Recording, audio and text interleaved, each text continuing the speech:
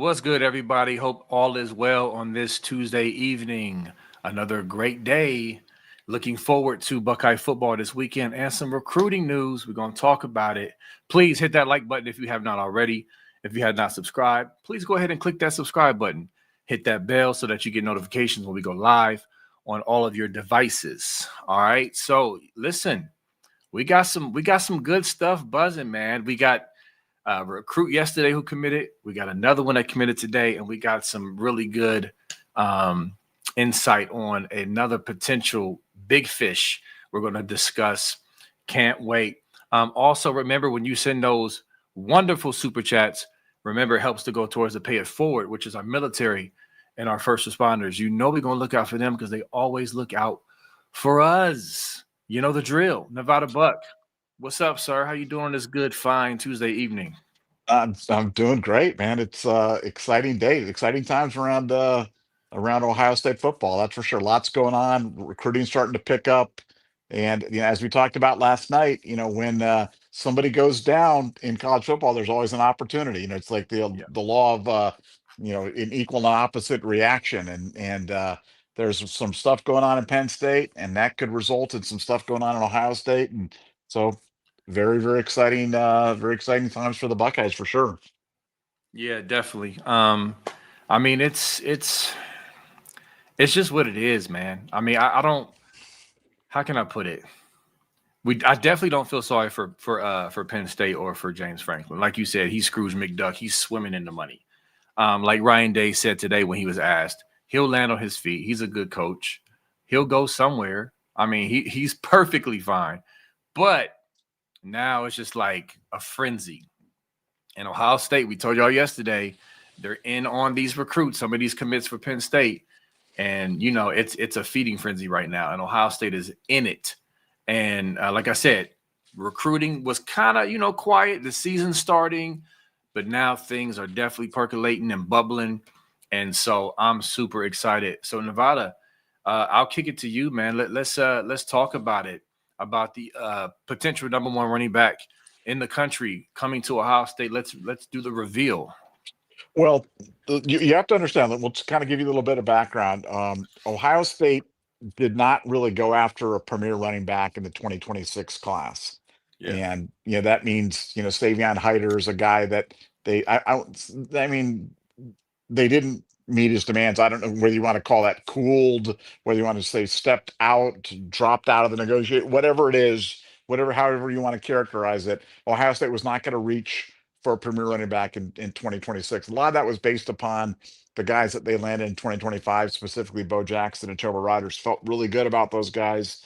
And the idea that you can just go out and just spend money and spend top dollar on running backs or whatever position in every class. It just doesn't fit within the salary cap structure, if you want to call it that, for Ohio State. So you have to pick and choose when you make your moves. Well, 2027 is when Ohio State wants to make a move on a running back, at least one and maybe two. Now, there's two guys that they're in on. One of them is a guy named David Gabriel George, is the out of Canada, but he's playing out of Tennessee right now, who is generally regarded as the number two running back in the country, five-star elite. If you watch his film, just unbelievably explosive, powerful, great running back. Has a great relationship with Coach Lockman. Been to multiple games. Was at the the Texas game with his entire family, and a guy that I haven't put him in ink into the class, but he's about as close to ink as you can possibly get. But now you've got Keemon Spell, and he is the number one running back in the country, a five-star. This is talking about the 2027 class, who's committed to Penn State. Well, with the James Franklin thing, has decommitted from Penn State. And you say, well, what does that mean to Ohio State? Well, he's from McKeesport, Pennsylvania, which is in Allegheny County, which is basically Pittsburgh. So when you look at the driving distance from Pittsburgh to State College, it's like 2 hours and 45 minutes. From Pittsburgh to Columbus, it's like 3 hours and 15 minutes. So he's practically in a Columbus suburb, as it were. And he's a kid that has been here for the Texas game and is now coming back for the Penn State game. So Ohio State's pitching to these guys. the Quinshawn Trey thing kind of come in 1A, 1B, come in two great running backs at the same time, share the load, share the business. Let's have the number one and number two running backs in the country, both at Ohio State at the number one program. So that's the look for the interesting world with Keemon Spell and with David Gabriel Georges potentially both coming to Ohio State. Ohio State is putting together first-rate NIL offers for both those guys. I fully expect them to land at least one, and they are in it to win it to potentially land both of those guys as the 2027 class. And like I said, when you see these guys play, it's yeah, I mean, like I said, it's just it's pretty extraordinary. I'm not sure which one's better. I know the rating services have got Spell as number one, but when you're looking up talking about guys that good, the differences are so minute. So love both those guys and think both of them have a really strong chance to end up Buckeyes. Yes, I love it. Chestnut checkers. Remember, with recruiting, because Nevada, so many people, way too many people were freaking out over not getting Hyder.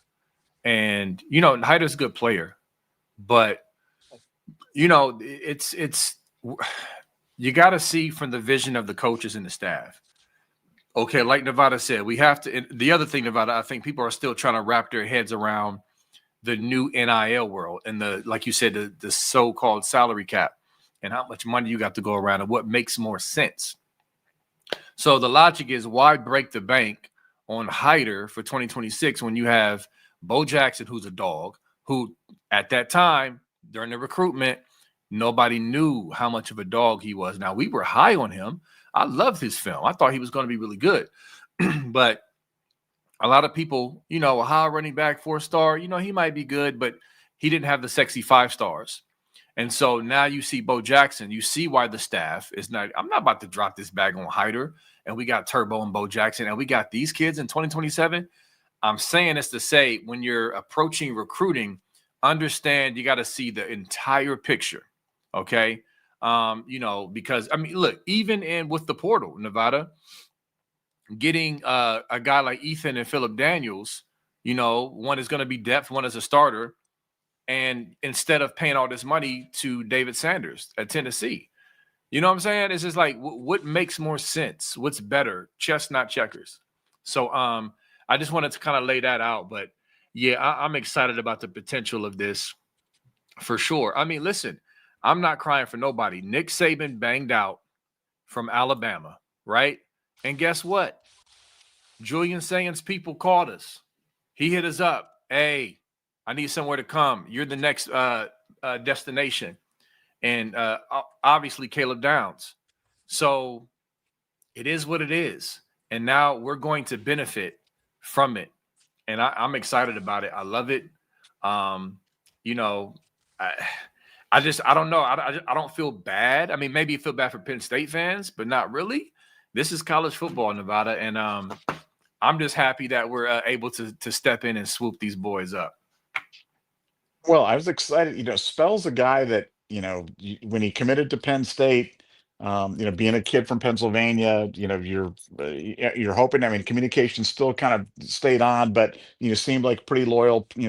Pretty loyal to the cause. But when this whole thing kind of broke down, and Franklin gets out, man, he was on the phone immediately with the Ohio State coaches about setting up another visit and coming out again. So you know, look, their loss is possibly our opportunity. And, we've talked about this before, but, with them firing James Franklin midseason, they're already on the phone calling openly calling other candidates. You know what I'm saying? Like they don't have to do it clandestine. They don't have to hide. They don't have to say we're gonna evaluate. We stand behind our man. They don't have to deal with any of that stuff. They've made their move. They've fired Franklin. They've gone to an interim coach. So they're full born search mode right now for the next guy because they want to be able to identify him. And as soon as his season's over, announce him as the next coach at Penn State so that they can start putting Humpty Dumpty back together again with their recruiting. And Penn State had quietly put together a really, really good class, especially in 2027. So Yeah. for the buzzards are circling right now. And like you said with Alabama, when we picked up Julian Sand and Caleb Downs, when this stuff happens, you got to strike while the iron's hot. But there's got to be mutual interest. And with Spell, There's a lot of interest in Ohio State, and I just have a feeling I just have a really good feeling about this potential recruitment. I feel really good. I feel really good about where they're at with both running backs. And I know that Ohio State loves these guys and really felt that 2027 was special from a running back side. And, you know, you can't get everybody and you can't just, you can't go out in terms of doing it. But, they're usually pretty good about it. I mean, do they miss? Of course, but they're usually pretty good when they have a good feeling about what particular year they're going to go on.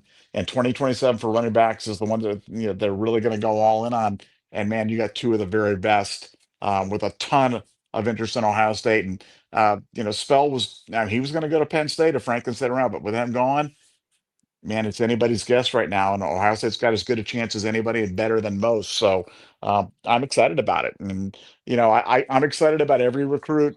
But guys like, I mean, look, 5-star running backs, you can get more excited than others because I think all the guys look good on their highlight reels, but certain guys just jump out at you. It's kind of like when I watched Ezekiel Elliott for the first time. When you saw him, you were like, yeah, you knew you were watching something really, really special. Well, with both these guys, with Spell and with George, is like you feel like you're watching something really, really special at running back. I kind of feel like I did when I was watching Trey Henderson.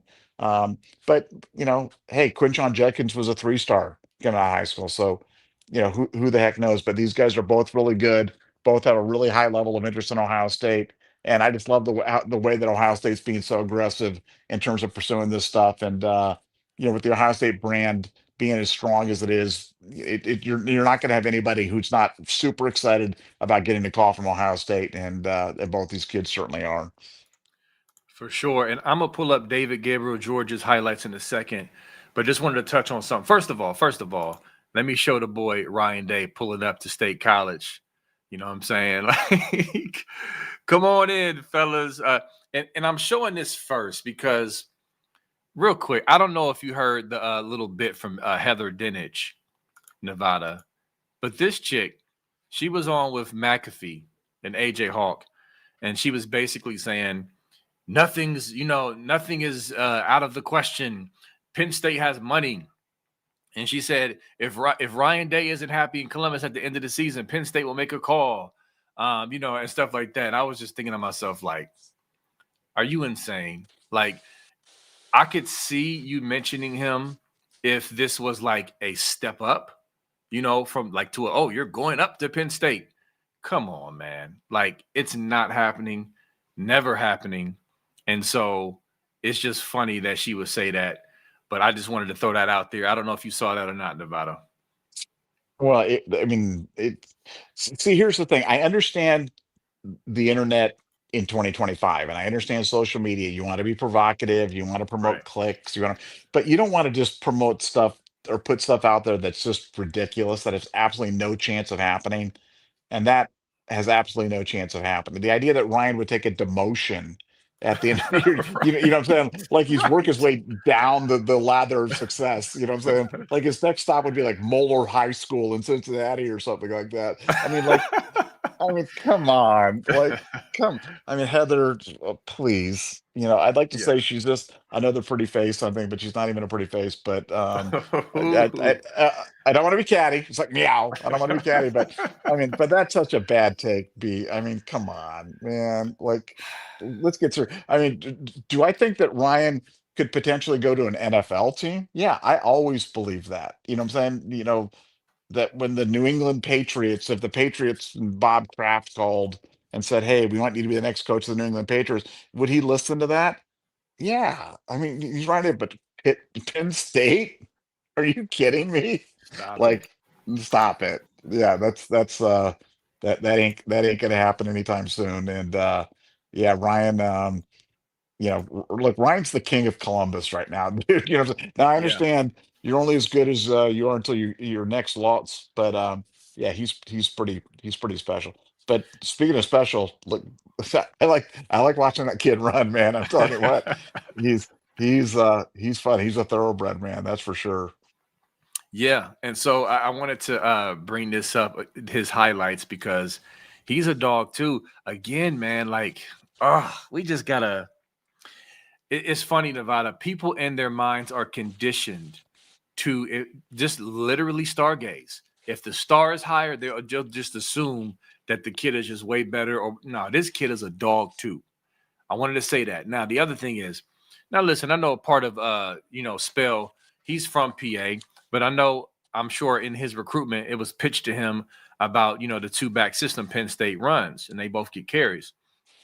But we have a better, more recent two back system of two guys going in the second round, high second rounders, and Trey Henderson and Judkins. You know what I'm saying? And so that is also a great pitch development wise and all that. And as you said, great relationship with Locke. So yeah, I'm excited about the strong vibes and possibility of getting both of these kids in. You got Bo Jackson and Turbo already in the hopper. And that's beautiful. To me, this is a better situation than grabbing Hyder and not getting them two. I think Hyder's good, but these guys don't take a back seat to him, in my opinion. And so I just wanted to kind of point that out, Well, Nevada, before we move on. Hyder chose Michigan, man. So what kind of kid? I mean, seriously. I mean, Yeah, that's immediately that's where my brain goes. Honestly, my brain goes to, like, if you're a kid and you're choosing to go to Michigan, like, then what are you about? You know what I'm saying? Because it's not, you're not going there because of, sustained excellence or right. commitment to, high quality people or culture or, history of development. And, it's, you're getting the bag. That's it. That's the sole reason you're going. You're going for the bag. And I just think that that stuff kind of unwinds. So I look at Hyder like, man, he's another one of those mercenaries that went up to Michigan, and like, they can have all those guys. They can have that cackling clown Underwood, and they can have Hyder, and they can have all those guys right there, and we'll be just fine with the guys that we get. But I like the 2027. I like the way the thing's shaping up, and that could be a really, really special year for running backs for Ohio State. Very, very special year. Definitely. Yeah, man. It's one of them things where Ryan Day, he's not playing with this culture thing, y'all. I mean, to me, they just keep proving step by step, little by little, as people are freaking out. I brought up, listen, don't sleep on the David Sanders point I made, y'all. As an example with this recruiting, is that in hindsight, yeah, Ethan's not starting, but he's really good, for depth, and he gets in there and does his job at guard. Like, on a national championship run, having the linemen that we have, to me, it was worth paying the money that we paid for two guys that can give you quality reps over a true freshman who may or may not be able to come in and do the same. And so it's the same concept. Like, Ryan Day and his coaching staff, they're not going to sacrifice their culture. And I do believe they're still revealing to us, like, hey, we're not just, we have plans. You feel me? And this is just another great example of a plan that's a bigger picture thing that trumps the right now of fans thinking what we should do. So I'm very, very happy about this move, Nevada. And with that said, I know I mentioned, and we can always circle back and continue to talk about these young bulls, man, at running back. But I wanted to also show the kid that we got today, Kamari Bing. I'm about to pull him up so you can see. That's funny. I'll get back to this in a second. I wanted to show Kamari Bing. Here he is. Boom. Okay. Now, Matt Guerreri calls him the best free safety in the class. Okay. This kid, he was committed to Maryland. He decommitted. All right. And committed to Ohio State. He's what, 6'1", 190. Really, really good player. Again, he's a 3-star, so people are going to dismiss him, Nevada. But we got to get off of that. Like, to me, at the end of the day, looking at our track record, looking at our coaches, the decisions they've made, the players we developed, the Jermaine Matthews of the world, I can go on and on and on, the Caden Currys. Like, I believe if they were willing to, and also LSU and Bama and Miami wanted him badly. That's a fact, when he decommitted.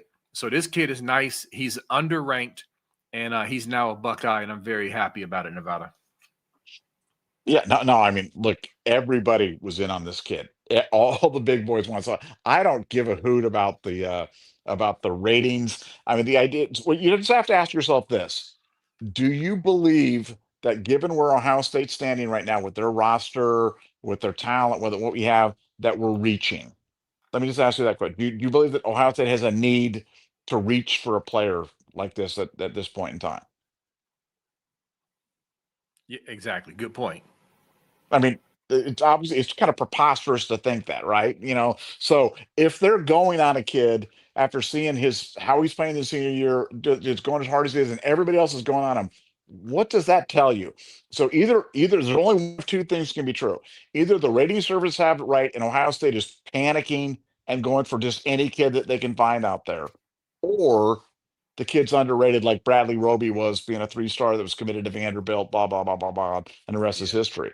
I mean, I just think it's pretty obvious what's going on with this kid. So I'm super excited. I mean, look, the last 2 days we've got two flips. We've been talking Yeah. about this. We're like, look, the 2026 class is not going to look anything like you thought it was going to be looking like. It's people are going to be changing, things are going to be happening.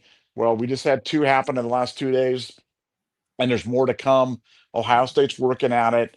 I love where we're sitting right now. I mean, I look, I'm as familiar with the roster as anybody, and I'm just telling you, last year I thought was the deepest roster that I'd ever seen at Ohio State. This year's probably deeper. That's why you can go 24 national champions, 25 number one in the country, 26 going to be better than both those teams. You can't do that Mm. unless you're just stacked, and we're stacked Yeah. from a roster. So this is just another great get for Ohio State. Super excited about this kid, and I can't wait to see him in Scarlet Gray. Yeah, man. I agree.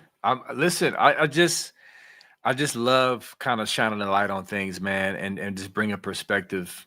And I just think about this program's development, when they're doubted. And I don't want to get off topic, Nevada, but I mean, look at Tyrone Malone. Look at our D line, Jaquez Carter. Look at Zion Grady.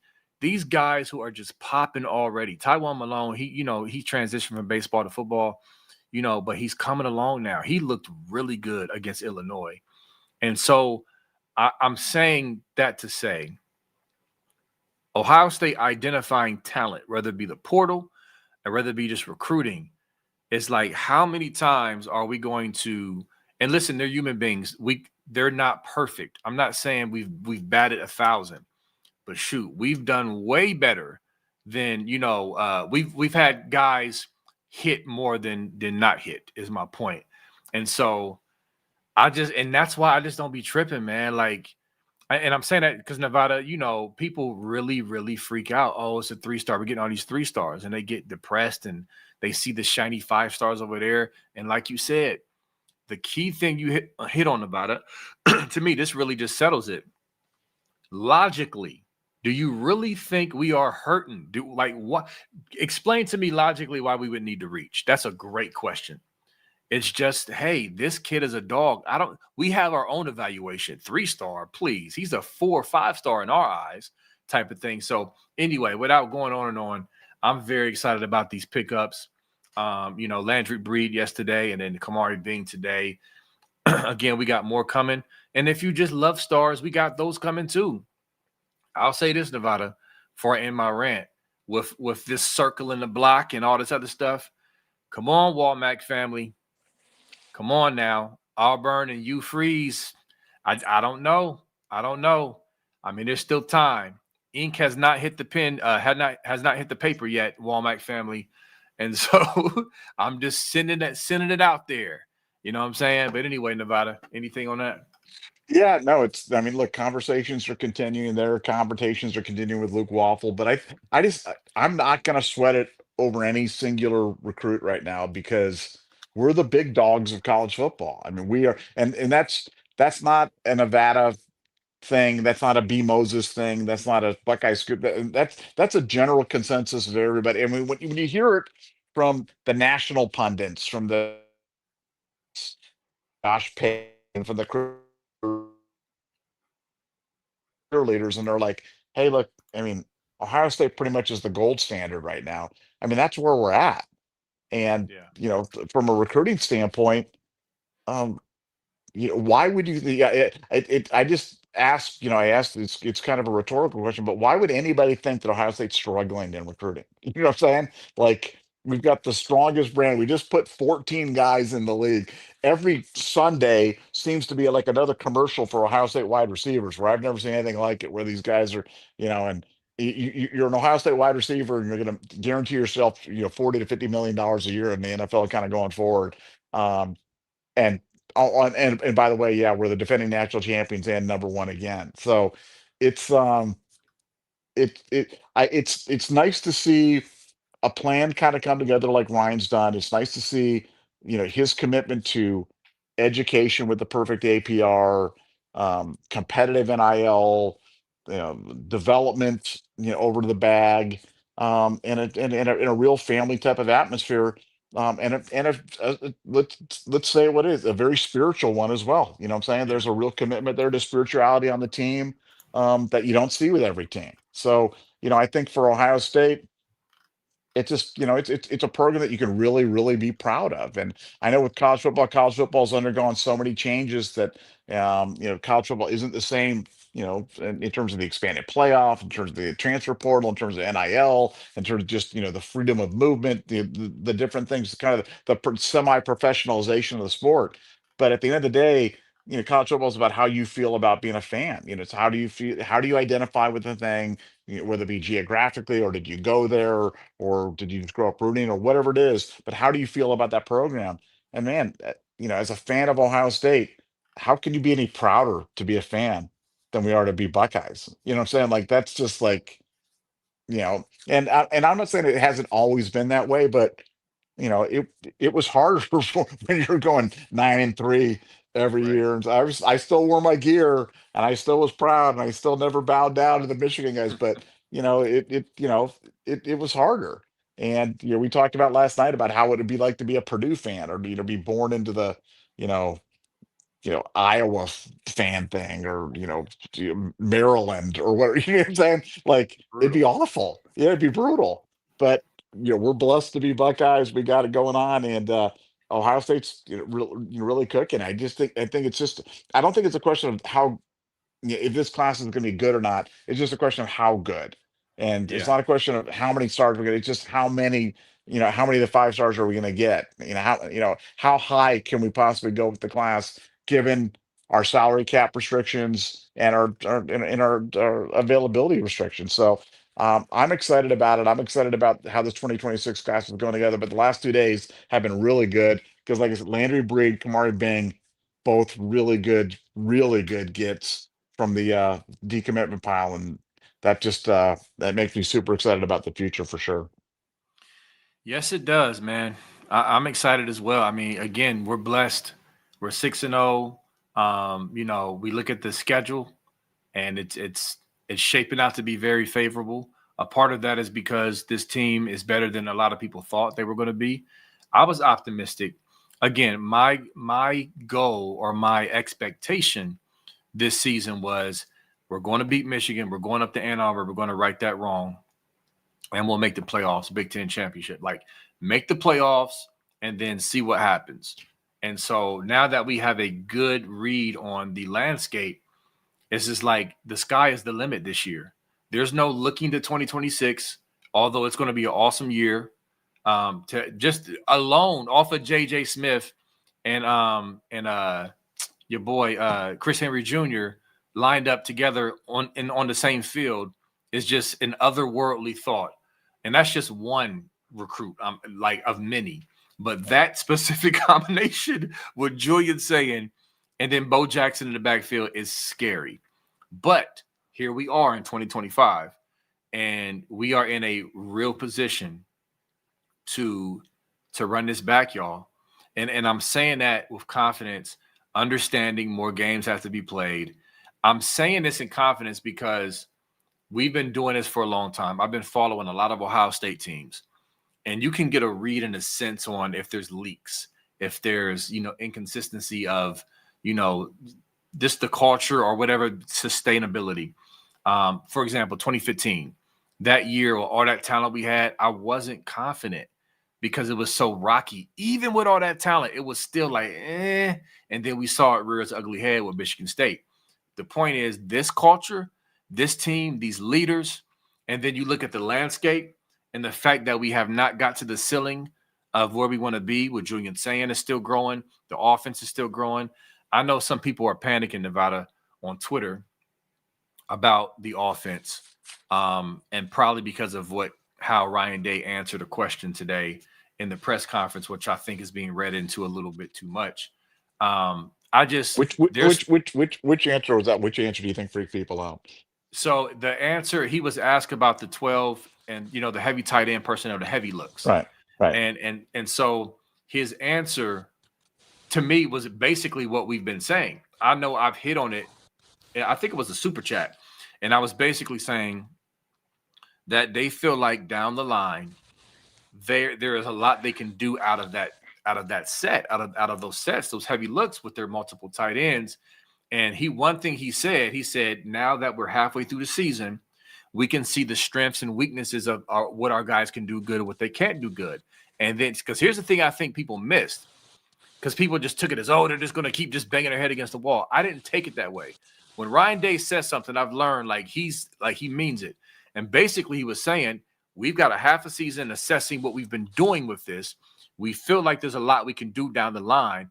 But now that we know who's strong at this and not as strong at that, we can start to tweak and really go in a direction that makes the most sense to be to maximize, what we can do. That's kind of me paraphrasing, but I didn't take it as him just, we're just going to do the same old stuff, and the stuff that don't work, we're going to keep on doing it. No, that's not how I took it at all. But one last thing, Nevada, he was also saying him and the coaching staff, they like the fact that the defense it's going to be challenging for them to match up with what they're doing personnel wise, not knowing what to expect with all the tight ends that can catch the ball, the receivers that can leak out. If you bring in one receiver wide, whatever, they like that potential. So it's one of them things where there is a trust factor that they're going to continue to evolve and make sure they're not doing the same predictable things and running the same stuff that hasn't been as efficient, Nevada.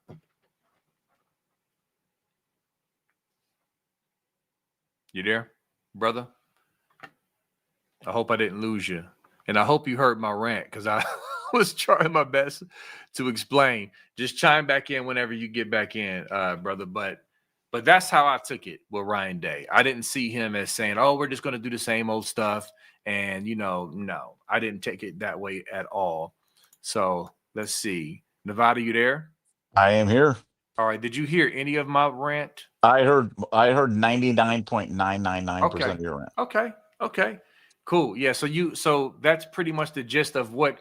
And I'm press conference boy. Yeah. So, you are press conference boy. But let me ask you a question, because this is another kind of pop particular, because we're talking about the tight ends, and I kind of want you to take this something. This isn't a setup. We haven't talked about this, so I want to just ask you a question.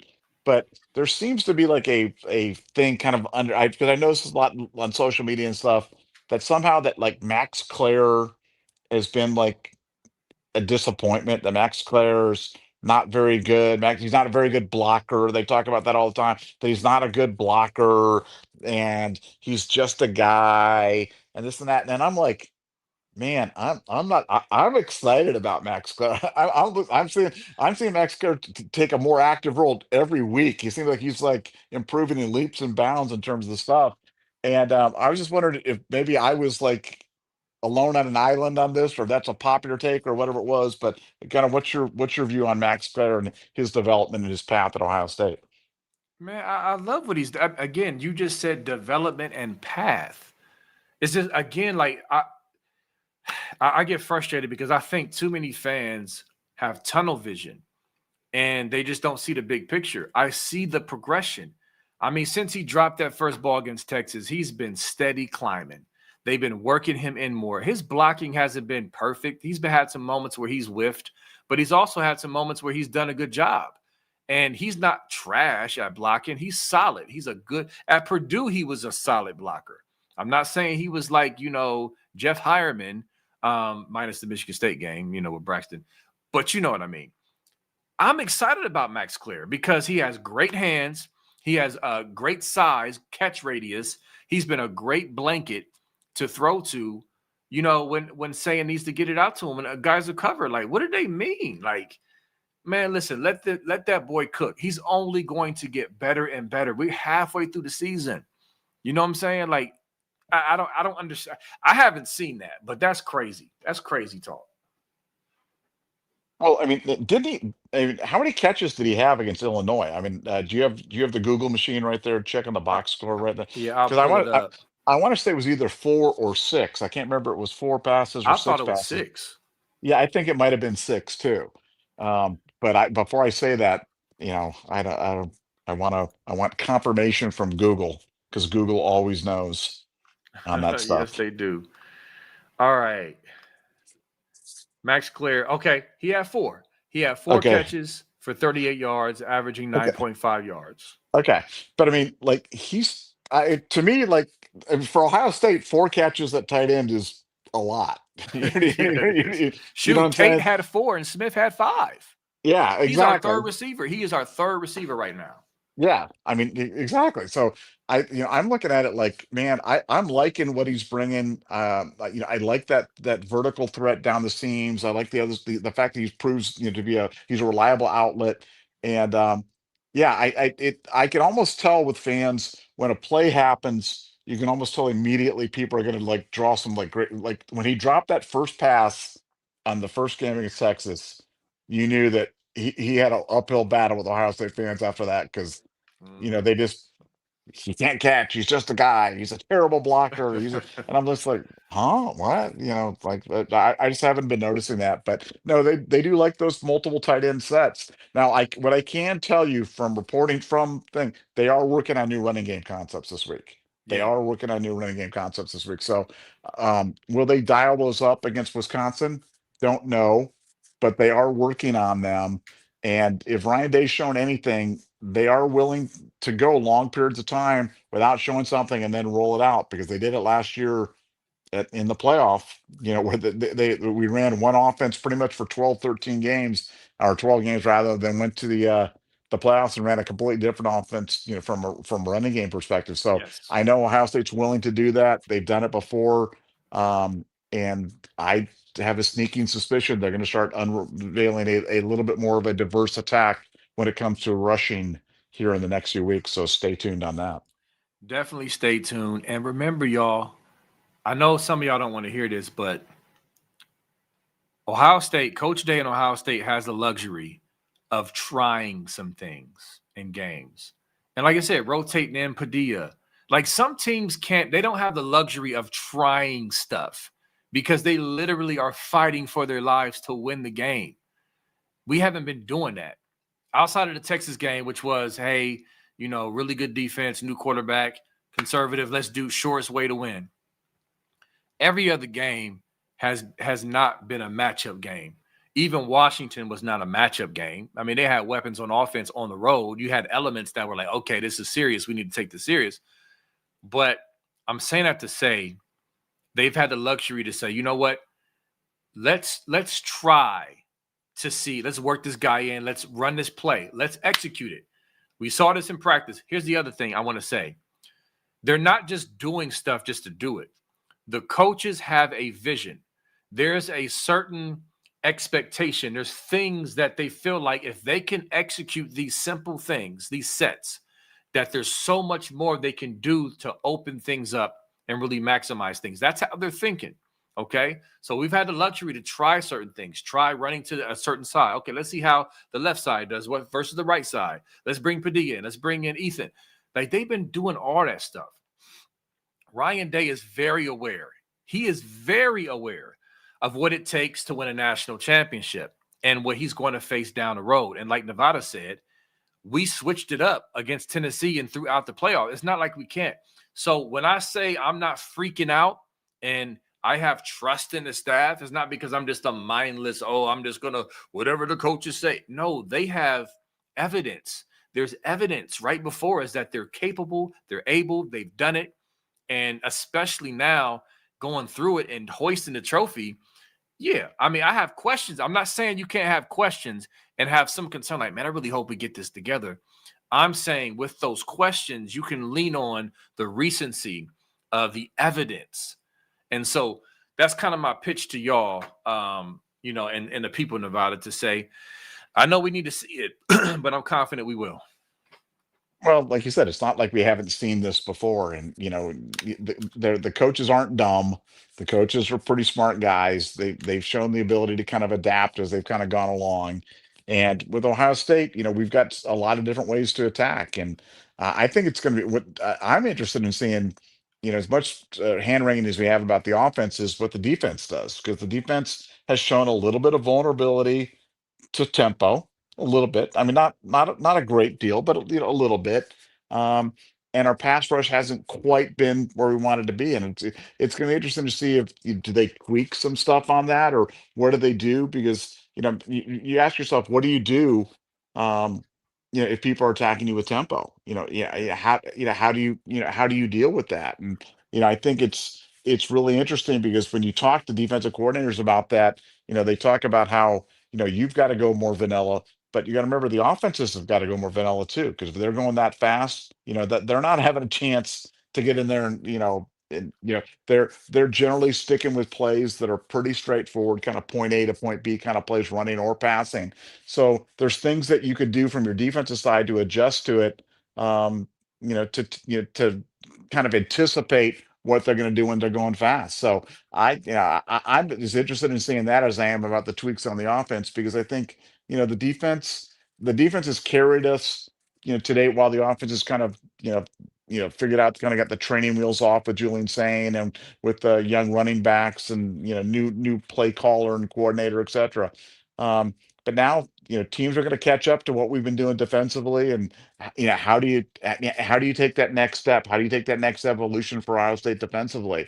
And I think that's going to be really interesting to see what they're doing this week in practice and what they unveil against some of these better teams, in the second half of the schedule. Because again, it's not going to be much of a challenge this Saturday night. And I hate even saying that because the game's at Wisconsin, and Yeah.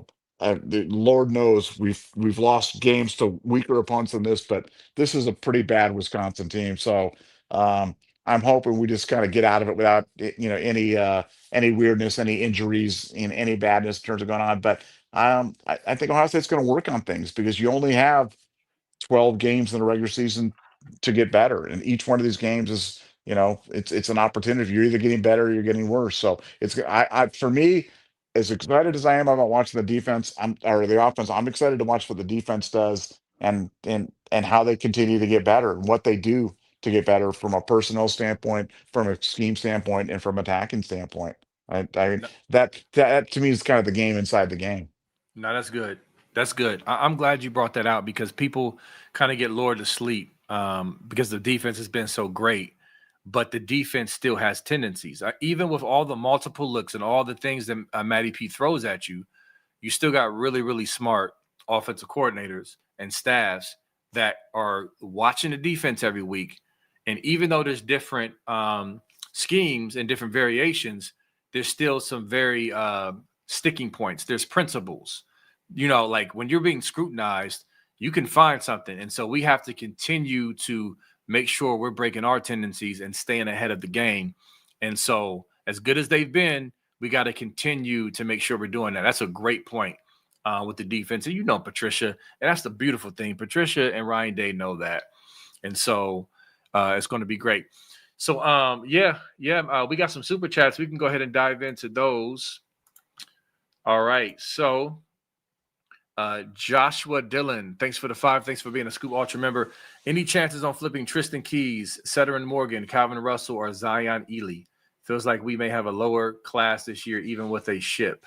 You got anything on that, Nevada, on these guys? Well, I mean, I don't want to just throw out names. I have to check individually. I don't know exactly where we stand with them, but I can find out. But as to the point about feels like we may have a lower class this year, man, I'm just not seeing it. We may have less numbers. If we have a smaller class than other teams, then they'll be ranked lower because they get more points for having more guys. But in terms of quality, I think this is an extremely high quality. This is the top 3, top 4 quality class in the country, and I'm excited about it. So yeah, I'm not seeing any of the degradation in terms of the quality recruit. We just may not have as many recruits as some other schools do. Yeah, for sure. And we even have a history of having really high star ratings, even though we don't have the highest ranked class. We're usually really up there and just in general. So we're going to have a quality class regardless. All right, Geo Dit, what's up? Thanks for the 5. Kamari Bing was a huge pickup. Him and Blaine Bradford are a great safety tandem for the 2026 class. I agree.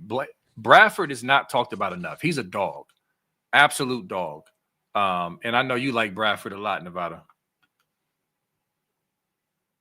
Yeah, I mean, I love Bradford. I mean, I love Bradford, and look, we were talking about Womack and Bradford, but if Bing and Bradford, if that's the way that we kind of pulls, I'm okay with that. I mean, because with Bing, when you look at him, the only knock on him is frankly his rating. You know what I'm saying? Right. But like his rating does not foot at all to the level of interest that he had from the school. So I just think this is a kid that's misrated. I really do. I think Ohio State got them. I can tell you this: Ohio State feels like they got themselves one here.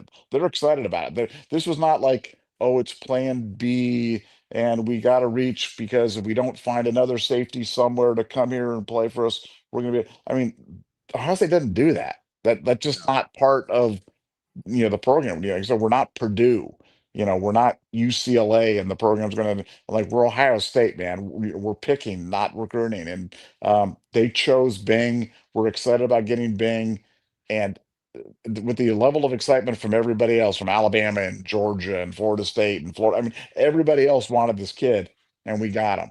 So I mean, look, it's not. How many times have you watched these other teams play, Maryland or whatever, and they have players like Yeah. they'll have a player, and you're like, oh wow, I wish we had that guy.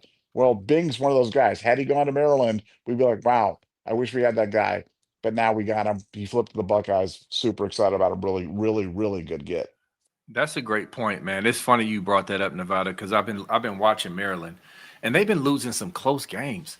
They were up 20-0, excuse me, on Washington. I mean, they've got good players. They're not elite, but they got good players. And so yeah, he was another future one. He's really good, and I'm excited that we got him. So hey, here's a Jim Duchelle. Thanks for the 49.99. Good to see you. I know it's been a little bit. Keep up the good work, guys. Miss being in here with you. Nevada, what you got on Jim? Oh, Jim, God bless you, man. You're the best, and thanks for stopping by. And we love our Scoop family, man. We love our members, and we love all of our members. But Jim is amongst the best. He's definitely in the Hall of Fame of great posters and supporters, and just a great all around guy. So thanks a lot, Jim. God bless you, man. Absolutely, man. Always appreciate the love. And also the chat. Just want to give y'all some love. Shout out to the chat going hard, always giving some great comments, great commentary, funny stuff. Mark Swick said he called Heather Dinich Heather Dimwit. That Jim, was wait. gold. That was elite level. We just got the best chat, and the best family, man. I'm biased, but that's just what it is. So listen, one day closer to game day. As I told y'all, me and Dev will be in Madison this weekend. We're gonna eat some good food, chill, get some footage, and have a lot of fun, man, and get this dub. Nevada, you got anything else before we hop off? Well, yeah, you are responsible for bringing home the win from Wisconsin right now. Yes, So it's on me. it's on you. You've got the comp. I think you can handle this one though, B. You know what I'm saying? I think you're ready to solo. I didn't want to give you a tougher one. I'm like, okay, I'm gonna send B Moses on a reconnaissance mission, but we're gonna send him to Wisconsin. So you got this one, dude. I They think that's lost fair. 37-0 Iowa. You can handle this, man. Bring it home. Yeah, and I'll get some footage, hopefully, of me jumping around as we're up, 59-0. Hopefully, knock on wood. Yeah, yeah, yeah. In Jump, Badger jump, Stadium, but jump yeah, but around. we, yeah, Don't don't but don't don't don't don't don't don't don't. play that funky music, white Come boy, on, in the come on, shoe, make it come on. happen. I can do it. But cool. Listen, love y'all. We will see y'all tomorrow. Go Bucks and peace.